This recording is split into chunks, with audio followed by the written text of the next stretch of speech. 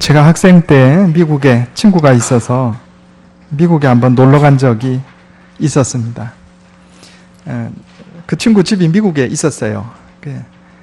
캘리포니아 쪽에 있었는데 한 번은 디즈니랜드에 놀러 가자 그래가지고 제가 그 집 식구들 따라 디즈니랜드에 한번 가본 적이 있었습니다. 막상 가보니까 뭐 별로 그렇게 특이한 건 없더라고요. 에버랜드하고 비슷하죠. 사실 에버랜드가 디즈니랜드를 모방한 것이죠. 세계 놀이동산의 원조는 디즈니랜드라 이렇게 볼 수가 있죠.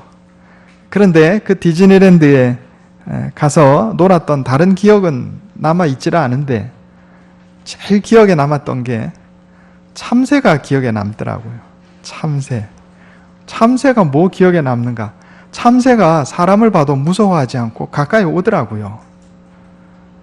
요즘은 우리나라도 그래 합니다. 그런데 제가 그 대학생 시절만 해도 길거리 포장마차에서 참새고기 팔던 시절이라 참새가 사람만 보면 5m 전방에서 바로 도망가고 날아가던 그런 시절인데, 아니 그 동네 갔더니 이 의자에 앉아 있으니까 참새가 바로 발 앞에 와가지고 먹을 거 달라고 이렇게 고개를 아래로 위로 이러고 있더라고요. 참 여기 살기 좋은 세상이로구나, 참새도 살기 좋구나 그래 생각했는데, 제가 몇 달 전에 월요일에 시민공원에 제 아내하고 잠깐 산책을 갔는데 빵부스러기 들고 있으니까 참새가 이게 종종걸음으로 가까이 오더라고요. 바로 발 앞에 와가지고 뭐 주는 거 없나 기다리더라고요. 야, 우리나라도 한 30년 만에 좋은 나라 됐구나. 요즘 길거리에 포장마차 참새고기 안 팔잖아요. 그러니까 참새도 안심하고 사람들에게 와서 모이를 얻어먹는 그런 나라가 되었습니다. 미국의 이 디즈니랜드에 한 번은 퍼레이드가 진행되고 있었습니다. 우리나라도 에버랜드 가면 저녁 시간에 퍼레이드 합니다. 영화 또는 만화 캐릭터로 배우들이 무장을 하고 막 춤추면서 몸에 불빛 같은 거 달고 빙글빙글 돌면서 이렇게 정해진 길을 이렇게 쭉 갑니다. 그러면 주변에 사람들이 늘어서서 그거 구경하면서 박수도 치고 어린이들이 얼마나 좋아하는지 몰라요. 디즈니랜드에서 저녁 시간에 이 퍼레이드가 진행되고 있었던 겁니다. 그런데 문제가 생겼어요. 갑자기 한 여자아이가 뛰쳐나오더니 퍼레이드를 딱 가로막는 겁니다. 큰일 났어요. 이게 앞으로 가야 되는데 아이가 그러고 있으니까 퍼레이드 차가 진행을 못 하잖아요. 그러더니 이 아이가 심지어 길거리에 드러눕습니다. 드러누웠어요. 큰일 났다. 그래 이제 디즈니랜드 직원들이 쫓아갔습니다. 사람들은 생각하기를 이제 저 아이가 곧 끌려 나오겠구나 이렇게 생각을 했는데, 웬걸요? 디즈니랜드 직원들이 그 여자아이와 머리를 맞대고 같이 길바닥에 들어 눕는 겁니다. 그리고 여자아이에게 속삭입니다. 뭐가 보이니? 하늘에 별이 많지? 별이 예쁘구나. 그리고 좀 있다 여자아이가 일어나서 자기 자리로 돌아갔어요. 여자아이가 다운 증후군이 있던 소녀였습니다. 직원들과 대화를 나누는 중에 아이의 마음이 진정이 되고 자기 자리로 돌아간 거예요.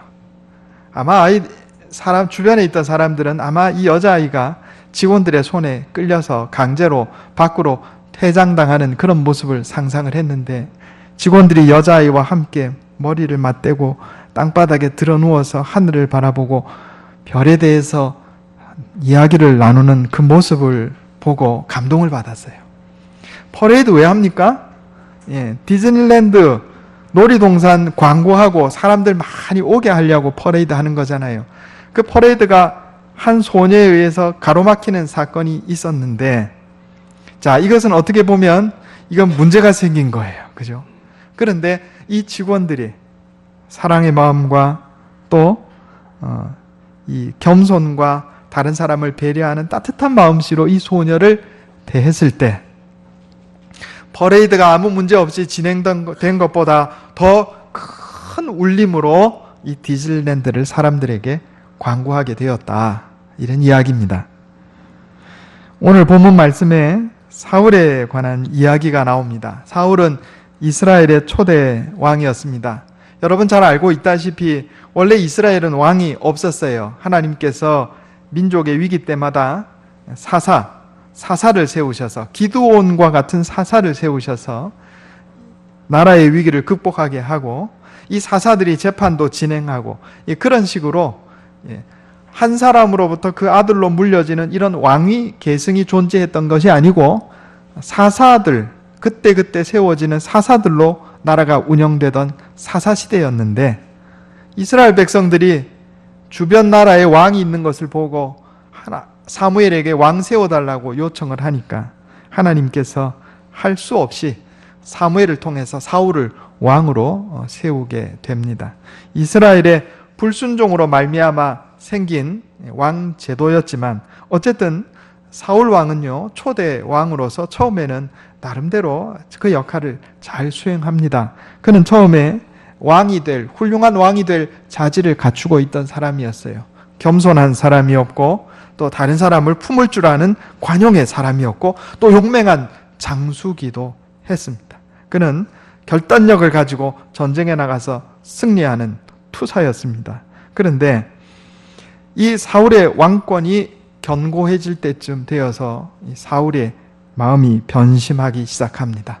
하나님의 말씀에 불순종하고, 사무엘이 와서 하나님께 제사를 올려야 되는데 사무엘이 조금 늦게 왔다는 핑계로 자기가 제사를 집례하는, 영적 질서를 파괴하는 만행을 저지릅니다.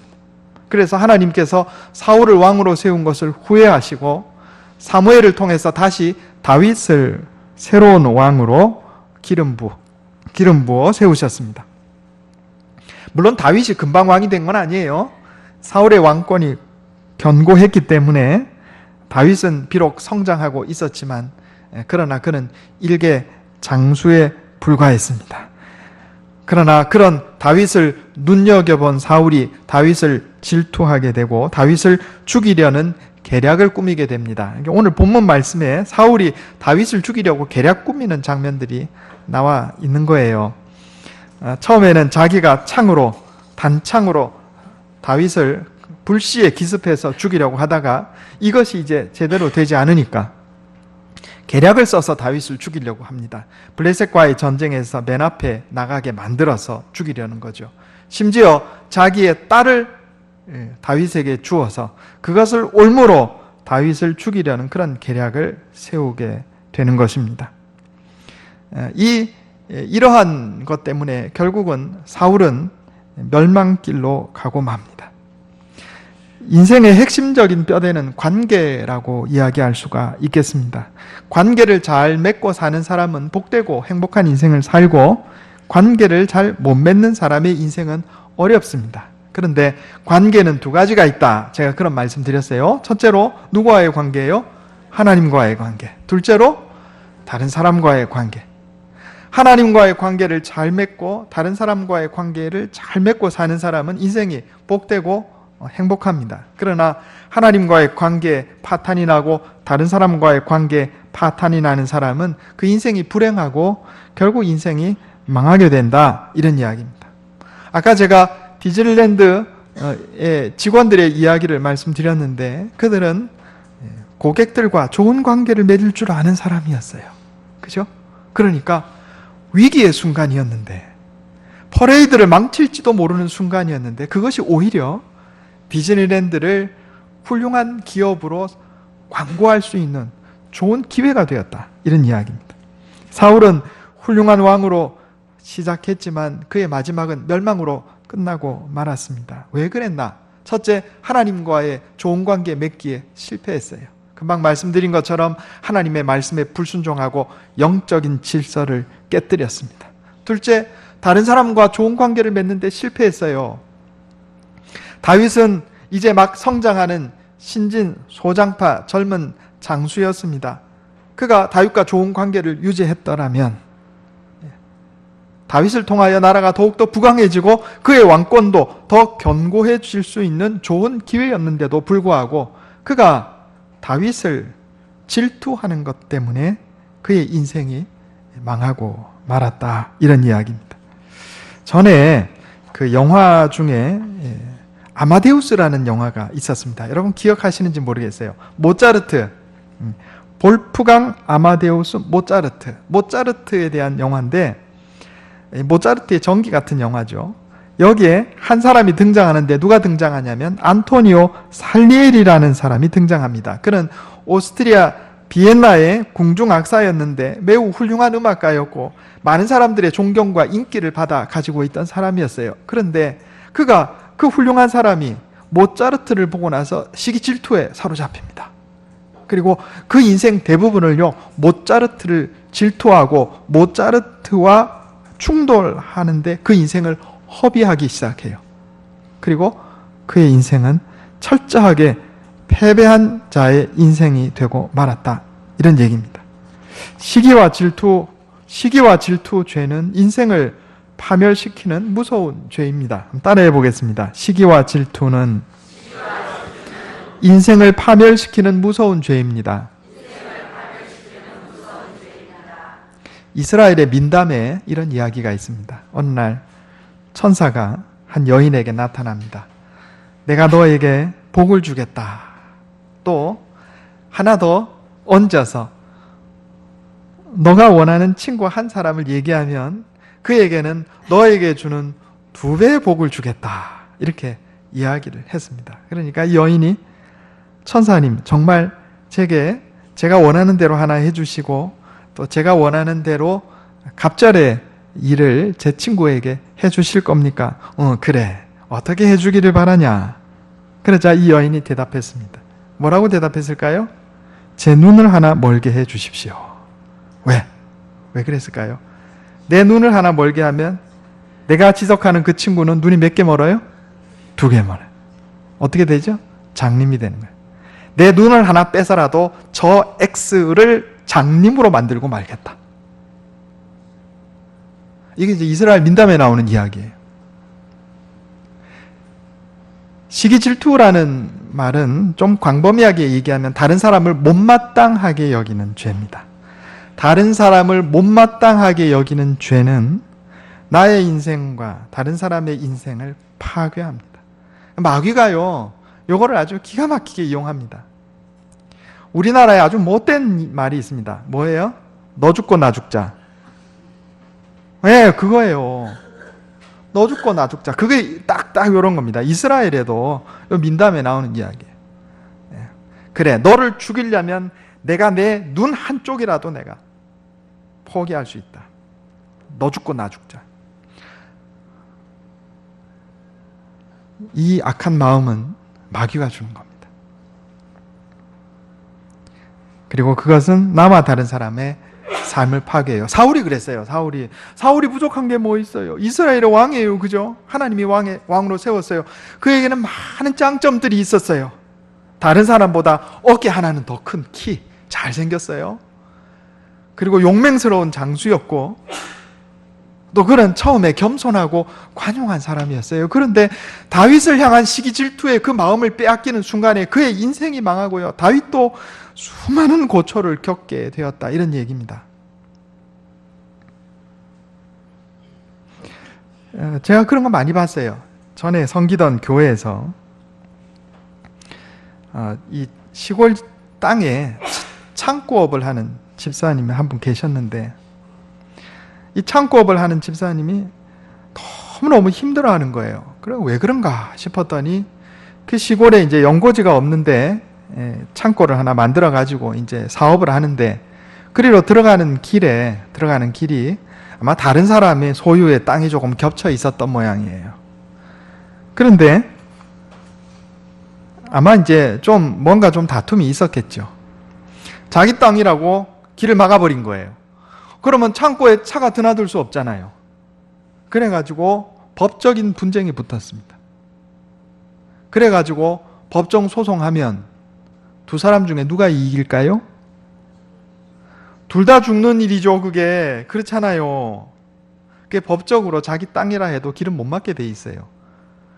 그러면 재판하느라 돈 들고 속상하고 속상해서 건강 망가지고 싸우느라 스트레스 받고 그 두 사람 다 죽는 일이에요. 이게 딱 마귀가 하는 짓입니다. 다른 사람을 못마땅하게 여기는 죄. 시기 질투의 죄는 나도 죽이고 그 사람도 죽이고 공동체도 죽인다, 이런 이야기예요. 사울이 그 죄에 빠진 거예요. 사울이. 사탄이 가정과 교회와 사회와 국가를 무너뜨리는 가장 효과적이며 치명적인 방법은 서로 시기 질투하게 만들고 서로 못마땅하게 만들고 서로 용납하지 못하게 만드는 거예요. 그러면 망해요. 나라도 딱 그렇게 되면 망해요. 좋습니다. 우리나라에 여러 당이 있어가지고 각자 정책 가지고 경쟁하는 거 좋아요. 그러나 그것은 상대를 받아들이고 관용하는 한에서 해야 되는 거예요. 그래야 나라가 발전하는 겁니다. 상대를 시기 질투하고 너 죽고 나 죽자로 나가면 정말 너 죽고 나 죽는 거예요. 인류 최초의 살인은 시기 질투로부터 비롯됐습니다. 언제? 예배드리는 순간에 살인의 마음을 먹었어요. 누가? 가인이 동생 아벨을, 그것도 자기 동생을. 언제? 하나님께 제사 드리는 순간에 사람을 죽이려는 마음을 품고 인류 최초의 살인의 죄를 범했어요. 이유는 시기 질투. 하나님께서 아벨의 제사는 받으시고 자기의 제사는 안 받았다고. 시기 질투가 이렇게 무서운 죄입니다. 고린도전서 3장 3절에 보면 너희는 아직도 육신에 속한 자로다. 너희 가운데 시기와 분쟁이 있으니 어찌 육신에 속하여 사람을 따라 행함이 아니리요. 출애굽기에 보면 이스라엘 백성들의 광야 생활이 나오는데 그 광야 생활에 4가지 시험이 있다. 제가 그런 말씀 드렸어요. 기억하세요? 첫 번째 시험 뭐예요? 기대의 시험. 내 기대하는 대로 안 됐어. 이집트만 나가면 바로 잘 될 줄 알았는데 먹을 것도 없고 마실 것도 없고, 그죠? 기대의 시험. 두 번째가 뭐였어요? 경제적인 시험. 먹을 게 없었어요. 하나님께서 만나를 내려주셔서 겨우겨우 그 문제를 해결했습니다. 세 번째가 뭐죠? 원수의 시험입니다. 원수. 아말렉이 쫓아와서 전쟁이 일어났어요. 사람 원수의 시험. 네 번째가 뭐예요? 영적 질서의 시험이라 그랬어요. 우리 인생길, 광야길 걷다 보면 이 4가지 시험 다 거치게 돼 있어요. 그럼 지금 사울이나 다윗이나 어느 시험에 걸려 있는 거예요? 사람 원수 시험에 걸려 있는 거예요. 사울도 그 시험에 걸려 있고 다윗도 그 시험에 걸려 있고, 사울은 자기가 다윗을 시기 질투하는 입장이고 다윗은 그것을 당하는 입장이고, 그런데 둘 다 똑같이 사람 원수 시험에 걸려 있는 건 똑같은 거예요. 그런데 문제는 사울은 믿음으로 대처하지 못했고 다윗은 믿음으로 대처해서 이것을 극복해 내었습니다. 이것이 두 사람의 인생을 나눈 거예요. 시기 질투, 다른 사람을 못마땅하게 여기는 이 죄악에서 우리가 벗어나야 믿음의 성장이 일어난다, 이런 얘기입니다. 내 힘으로 안 돼요. 내 힘으로. 하나님 나를 도와주시옵소서. 하나님만 바라봐야 돼요. 그래서 이 죄를 해결하는 방법이 있는데, 자, 따라해 보겠습니다. 하나님을 바라보는 믿음은 좋은 인간관계의 기초입니다. 예, 해결하는 방법이 있어요. 하나님만 보면 돼요. 하나님만. 여기는 물론 하나님과 나와의 좋은 관계가 전제가 되어 있어야 하는 겁니다. 그리고 인간관계에 여러 가지 어려움이 있다 할지라도 하나님만 바라보고 나가면 문제를 해결할 수 있어요. 사울은요, 다윗을 볼 때 다윗만 보였어요. 사울은 자신과 다윗의 관계를 자기와 다윗의 쌍방관계로 생각한 거예요. 그러나 다윗은 사울을 볼 때 사울만 보인 게 아니고 하나님이 먼저 보였어요. 그래서 다윗은 사울과의 관계를 자신과 사울의 쌍방관계로 이해한 것이 아니고 자신과 하나님과 사울의 삼각관계, 신앙적 삼각관계로 이해했다, 이런 얘기입니다. 사울은 하나님이 보이지 않았기 때문에 무고한 다윗을 죽이려고 했던 것이고, 다윗은 하나님이 보였기 때문에 사울을 죽일 수 있는 기회가 있었음에도 불구하고 악을 선으로 이겼습니다. 우리 성경 한번 찾아보겠습니다. 사무엘상 24장 10절.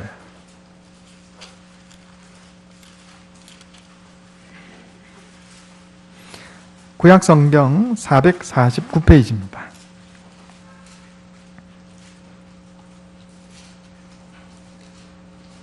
구약성경 449페이지 사무엘상 24장 10절. 자, 이게 어떤 상황이냐 하면요, 사울이 다윗을 죽이려고 병사들을 이끌고 다윗을 포위합니다. 그래, 다윗이 피한 지역이 엔게디라는 지역인데 이 산이 많고 굴이 많은 지역이에요. 그러니까 다윗과 그의 부하들이 숨어 있는데 사울이 다윗을 쫓아다니다가 지쳐가지고 한 번은 볼일 보러 굴로 들어갔단 말이죠. 그런데 그 굴에 누가 숨어 있었겠어요? 다윗이 숨어 있었어요. 그래서 다윗은 사울이 알지 못했기 때문에 사울을 죽일 수 있는 절호의 찬스를 맞은 거예요. 볼일 보러 갈 때 혼자 갑니까? 부하들 데리고 갑니까? 혼자 가잖아요. 아마 한두 사람은 호위병으로 데려갔겠죠. 그러나 많은 군사들이 함께 있지는 않았단 말이에요. 다윗은 이때 사울을 죽일 수 있었습니다. 뒤에서 창만 찔러도 사울을 죽일 수 있었습니다. 그런데 다윗은요, 사울을 죽이지 않아요. 그 이유가 오늘 10절에 나옵니다. 사무엘상 24장 10절에 제가 읽겠습니다. 오늘 여호와께서 굴에서 왕을 내 손에 넘기신 것을 왕이 아셨을 것이니이다. 어떤 사람이 나를 권하여 왕을 죽이라 하였으나 내가 왕을 아껴 말하기를 나는 내 손을 들어 내 주를 해하지 아니하리니 그는 여호와의 기름 부음을 받은 자이기 때문이라 하였나이다. 아멘. 다윗은 사울을 볼 때 사울 그 사람을 본 것이 아니고 하나님과의 관계에서 사울을 봤어요. 그러니까 사울을 죽일 수 있는 기회가 있었는데도 안 죽인 거예요. 왜? 그는 하나님이 기름 부어 세우신 왕이다. 그가 아무리 나에게 잘못해도 하나님이 그를 기름 부어 세우셨다. 내가 저 사람을 해야 하는 것은 하나님이 기름 부으신 자를 해야 하는 것이니까 하나님 기뻐하지 않으신다.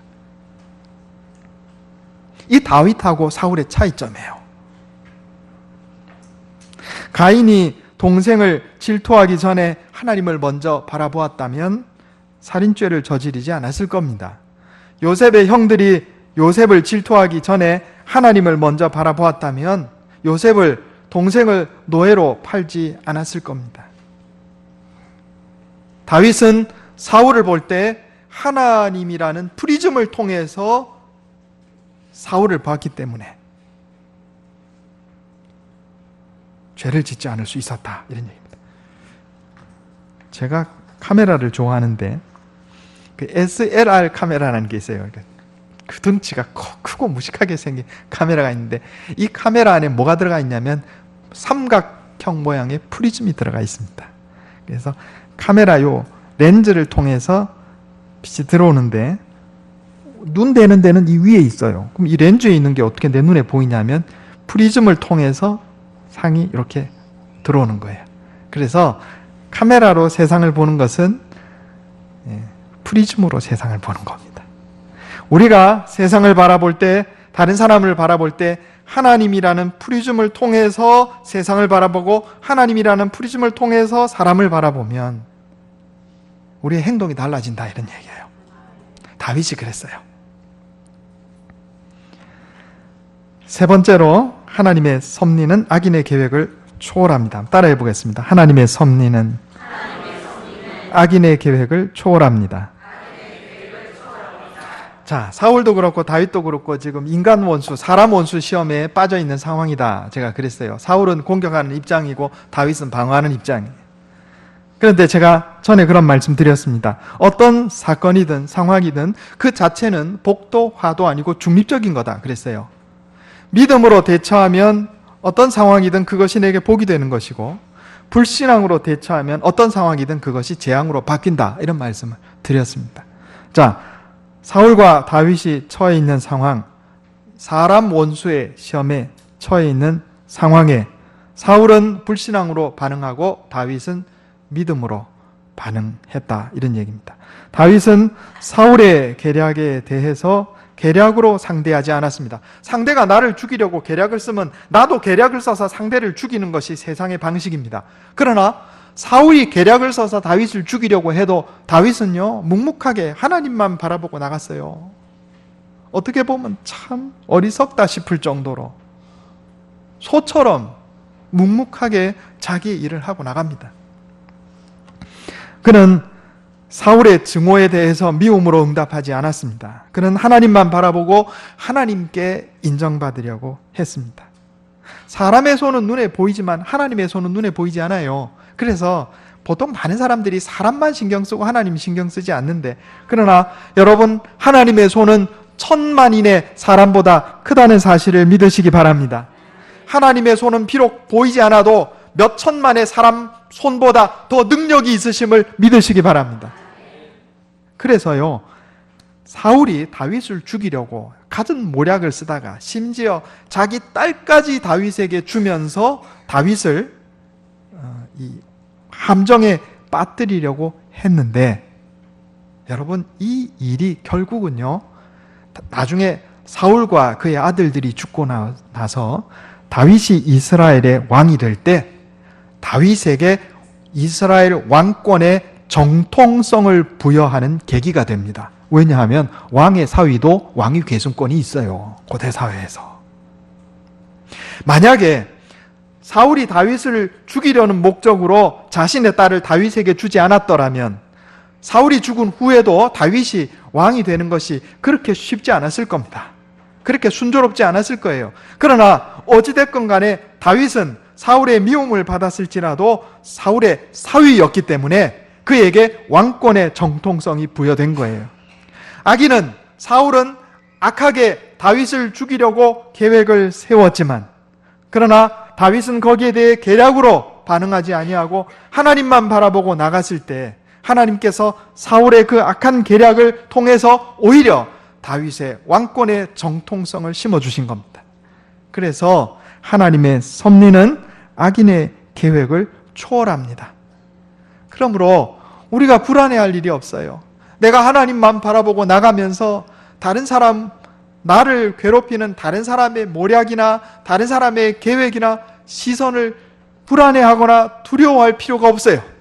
왜냐하면 하나님의 섭리는 사람의 계획을 초월하기 때문입니다. 따라해 보겠습니다. 하나님의 섭리는 사람의 계획을 초월합니다.